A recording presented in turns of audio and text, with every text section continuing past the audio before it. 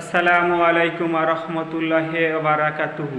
হে প্রিয় ভাই বোনেরা, আজ একটি ছোট্ট ভাই প্রশ্ন করেছে যে কার্টুন দেখা যাবে কি না, মোবাইলে কার্টুন দেখা যাবে কি না, তার উত্তর দিয়েছেন ডক্টর জাকির নায়েক। চলুন তাহলে সেই ভিডিওটি দেখা যাক। আমার প্রশ্নটা হলো, টিভিতে কার্টুন দেখতে পারবো কি না?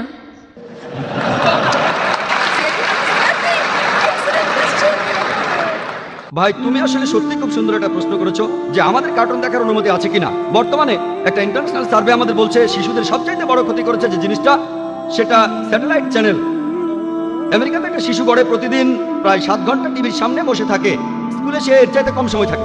বেশিরভাগ চ্যানেলই তাদের ইসলাম থেকে দূরে নিয়ে যায়, এমনকি কার্টুন চ্যানেলগুলো। বেশিরভাগ চ্যানেলই আপনারা চ্যানেলগুলোতে অনেক ভায়োলেন্স দেখবেন। আর একজন যদি প্রত্যেকদিন ভায়োলেন্ট অনুষ্ঠানগুলো দেখে, হোক সে কার্টুন বা সিনেমা, তার বন্ধুর সাথে ঝগড়া হলে সে তার বাবার পিস্তল নিয়ে বন্ধুকে গুলি করে মারে। তাহলে এই মিডিয়ার প্রভাব এখন এতটাই বেশি, এটা মানুষকে অন্ধ বানায়। আর এতে সবচেয়ে ক্ষতি হয় বাচ্চাদের। সেজন্য আমি বোম্বেতে একটা স্কুল চালু করেছি যার নাম ইসলামিক ইন্টারন্যাশনাল স্কুল। এই স্কুলে ভর্তি হওয়ার একটা শর্ত হলো আপনার বাড়িতে কেবল টিভি থাকতে পারবে না, স্যাটেলাইট টিভি থাকবে না। এটা শয়তান, এটা একটা শয়তান।